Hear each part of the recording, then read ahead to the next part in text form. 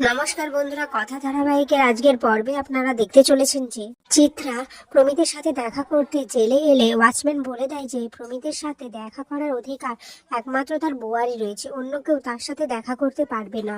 এরপর বেরোনোর সময় চিত্রা প্রমিতের বুয়াকে দেখতে পায়, কিন্তু তার আওয়াজ শুনে ম্যান্ডি বুঝতে পারে আর চিত্রা ম্যান্ডিকে ফলো করতে থাকে।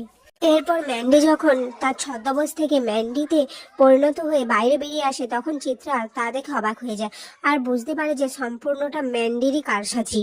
এদিকে নতুন টনিকে নিয়ে মা আনন্দের আশীর্বাদ নিয়ে কথা যখন ঠাকুরঘর থেকে বাইরে বেরিয়ে এলো, তখনই সে হোঁচট খেয়ে গেল আর তখনই অগ্নি কথাকে ধরে ফেললো। এরপর অগ্নি কথাকে বলে, তুই আবার ভাবিস না তো যে কোনো একটা বিপদ আসতে চলেছে? অত ভাবিস না তুই, আমরা সবাই তো তোর পাশে আছি, সব ভালো হবে। এরপর দেখা যায় কথা যখন নিজে শাড়ি ঠিক করছিল, তখনই অগ্নি কথার কাছে চলে আসে আর কথার আঁচলটা অগ্নির মুখে পড়ে যায়। এরপর অগ্নি লজ্জায় মুখটা ঘুরিয়ে নেয়, তারপর বলতে থাকে, দরজা খুলে এসব করছিস? আমার জায়গায় যদি অন্য কেউ আসতো একবার ভাবতো। কথা তখন বলে, অন্য কেউ এলে তাহলে সে দরজাতে নক করবে। এরপর অগ্নি বলে, তুই কি এরকম ভাবে দাঁড়িয়ে থাকবি শাড়ি ধরে নাকি? কথা তখন বলে, আপনি ওই দিকে তাকান, আমি ঠিক করে নিচ্ছি।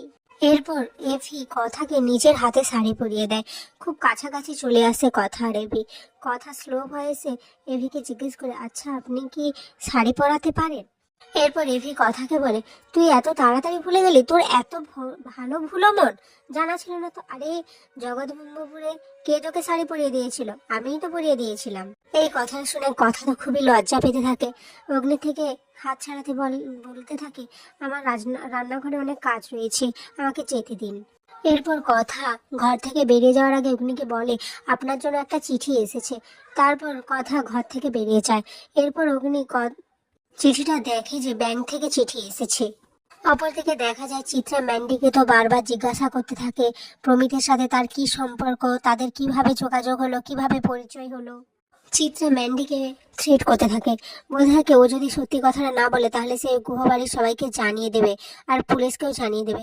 ম্যান্ডি ভয় পেয়ে চিত্রাকে সমস্ত কথা বলতে থাকে যে ও প্রমিত শর্মা নয়, প্রমিত বিশ্বাস, প্রান্তিক বিশ্বাসের ভাই। এটা জানার পর চিত্রা ভাবতে থাকে, এটাকে কাজে লাগিয়ে আমাকে গুহবাড়িকে একটা বড় খেলা খেলতে হবে। এদিকে কর্তা দিদাকে একটি গোলাপ দেয় আর বলে, সামনেই তো আমাদের 60 বছর বিবাহ বার্ষিকী, আমরা সেলিব্রেট করব না? ঠিক তখনই কায়দা কানুনের টিম সবাই চলে আসে আর এসে বলে, হ্যাঁ কেন করব না, আমরা সবাই মিলে খুব আনন্দ করব, হই হুল্লোড় করব। ঠিক তখনই চিত্রা ওখানে আসে আর এসে বলে, তোমরা তো যে যার মতো কাজ ভাগ করে নিয়েছো, আমার জন্য কি কোনো কাজ নেই? তখন অঙ্কিত বলে, উনি যদি কোনো কাজ করেন তাহলে সেই কাজে আমি থাকবো না। এটা শুনে চিত্রার তো খুব খারাপ লাগে, কষ্ট হয় যে তার ছেলে তাকে এভাবে অপমান করছে বলছে। এদিকে কথা আর রেভির মধ্যে তো ঝগড়া লেগে যায় যে কিভাবে অ্যানিভার্সারি পালন করা হবে।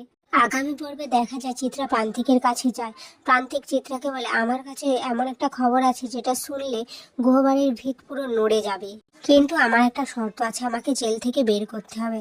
এদিকে কথার হাত থেকে সমস্ত কিছু মাটিতে পড়ে গেলে কথা ভাবতে থাকতে, এটা কি কোনো অশুভ ইঙ্গিত, কোনো কি বিপদ আসতে চলেছে?